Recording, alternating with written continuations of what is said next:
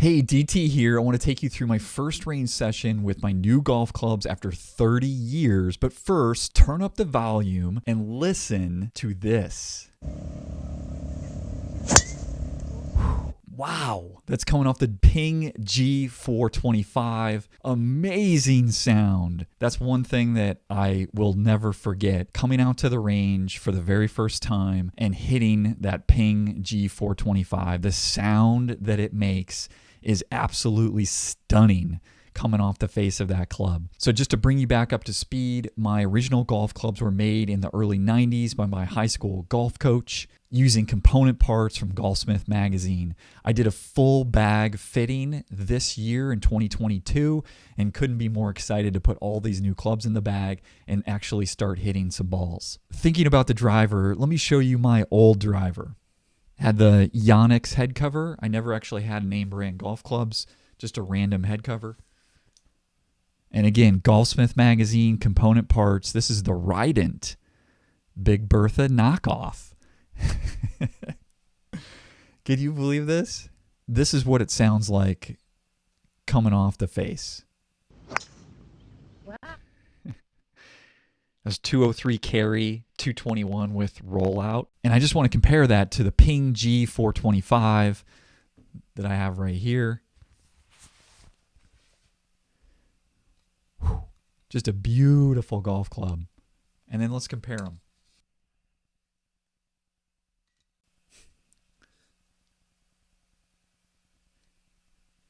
Just a slight difference in size. So not going to lie, felt a little pretentious coming out to the range with this brand new TaylorMade Pro staff bag and thousands of dollars of golf clubs and never hit them before, and what's going to happen. So a little nervous, but also a little excited to get on the range and start to hit some balls. So I'm going to take you through the Rapsodo Mobile Launch Monitor. I've got the iPhone out with the app on there as well. It's a device that you just put a few feet behind you and it tracks all your shots. And so we'll walk through all the data. The first thing that I want to show you in the app here is on the range, you can see that most of my balls were right of target. And so that was something that I noticed right away and really perplexed me after I got home from this first range session with these new clubs. And I think, at least in part, it's due to the fact that the clubs are 1 inch longer than standard. And so that was a significant difference for me than I had ever had before. And I remember watching a YouTube video recently where someone placed a golf club on the top of an alignment stick, and they were showing how the club was oriented could really impact the launch direction significantly. And so my launch direction was highly positive and increased approximately 4x from what my previous clubs were doing. And so that's going to be something that obviously I'll have to look at. But let's start to look at these shots here. So we'll kick off here and start to look at, that's a 54-degree wedge. So very first shot I hit with the Callaway Jaws Raw wedges. Did that in 50, 54, and 58. So warming up with a 54-degree wedge. I used to have a 55-degree wedge that I would hit a lot with. So that is what I warmed up with. And so started hitting kind of a 9-3 type pattern, seeing what I could do. 63 yards off the tee there, or off the range, 60 mile per hour ball speed, and you can see at the very top there a 33-degree launch angle. So we'll start cruising through some of these shots. 66 yards, hit that relatively solid. Moved up to a pitching wedge, 102. 80 mile per hour ball speed, 117. Caught that very fat at 84 yards. You could hear that one. 99 yards. Hit that relatively solid. Then moved up to 9-iron. Pulled that 127, 95 mile per hour ball speed. 110, didn't hit that so purely. 120, 127. It was around this time when I think I started realizing, wow, I seem to be yanking everything to the right. You know, what's going on? I'm obviously left-handed, so for me, right is a hook or a pull. And you'll start to see here in a moment that we've got the alignment sticks down, 114, 127, dispersion not so hot, 128.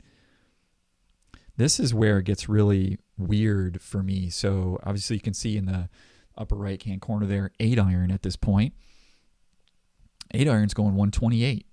Let's see, 126. Didn't hit that very well at all. 130. You can see 126, 105 ball speed, 128, 96 ball speed, or 98 rather. Back down on 9-iron, relatively the exact same stats. So my 9-iron is going precisely the same as my 8-iron. And that really perplexed me. So we'll jump through some more of these 8-irons here. Again, 127, not hitting it poorly. And then what really got me is when we jumped up to 7-iron here now. You can see that in the upper right corner. 157. And so we went from a 9-iron and an 8-iron being the exact same to then hitting a 7-iron in the 150s. And then a little bit of a poor shot there. Maybe another one. Cut that a little fat. And then up to 153 again. Hit that relatively pure. 153. Hit that relatively pure. 157. Hit that pretty well. And before we jump up to the hybrid there, so what got me was in my mind thinking the excitement kind of died down at this point. If you recall, I mentioned it in my full bag fitting video that I was hitting during the full bag fitting, I was hitting 7-irons, 170, 173. And so here I am on the range hitting 157 or in the 150s. And so for me, I was, the excitement level was kind of dropping at this point to a certain degree. And so at this point, I'm pulling things to the right. My launch direction seems to be off. So I decided to get into the hybrid here. So this is my 5 hybrid TaylorMade Stealth. Oh, and the irons, TaylorMade P790s. This is a bit of an odd shot shape if you can look at the Pro Tracer there. Interestingly, you can see on the range, in the back of the range there's a water tower. And the Rapsodo sometimes, not always, but sometimes picks that up as a ball. And so you'll see some of my shots have this really weird Pro Tracer angle to it. And that's the reason why it thinks that the water tower is a ball. So 166 first strike on the Stealth 5 hybrid. Not so hot at 166. Then go up to 201 carry. 181, yanked that. Didn't hit that very well at all. 196, better. 190, okay. 191. Now I'm learning that you find it, all this data is fantastic. So I've talked about the data-driven golf in my previous video. What fascinates me is I used to play golf 7 days a week. I had no idea exactly how far I hit each club. And so for me also, with my vision, to go out into the range without the Rapsodo device, it would be literally pointless for me to do. I wouldn't be able to see my ball. I would have no idea how far it was going or where it went. And so the tech today is amazing, and I'm so excited about that. And I'm actually using this device to see where my ball goes on the course as well, which is extremely helpful for me. And I really love the fact that I can now start to dial in, once we get some work on the dispersion and things of that nature, we can dial in how far these clubs are going.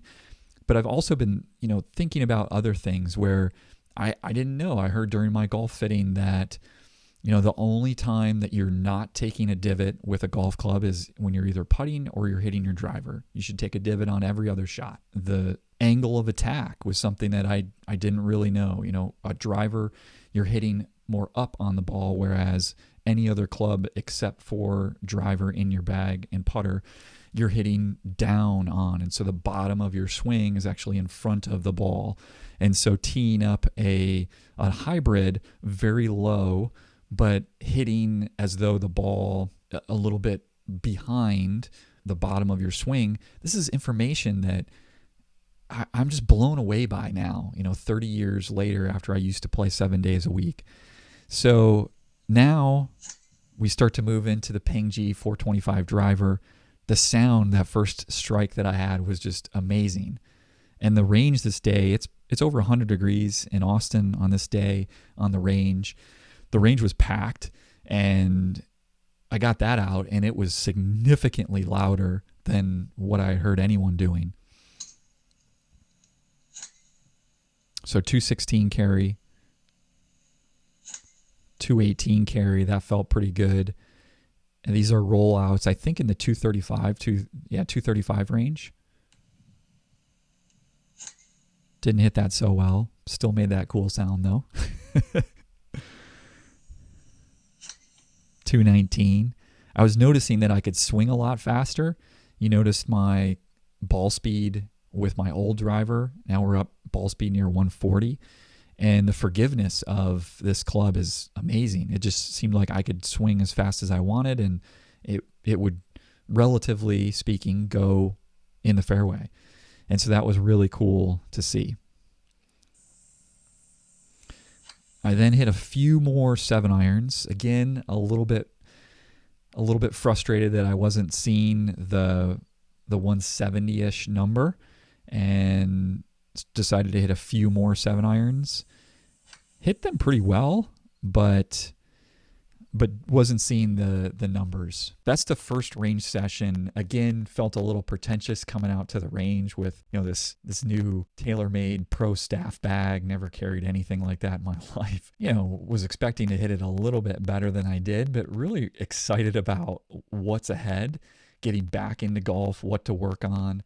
And so you'll see some upcoming videos. I went and visited GOLFTEC, was watching a tournament round and saw that they had some sort of sale going on, and so got dialed in with a swing evaluation, and I'll take you through that soon. It'll be really neat to see, and I'll lay out for me just a number of things that I need to work on as I return back to golf.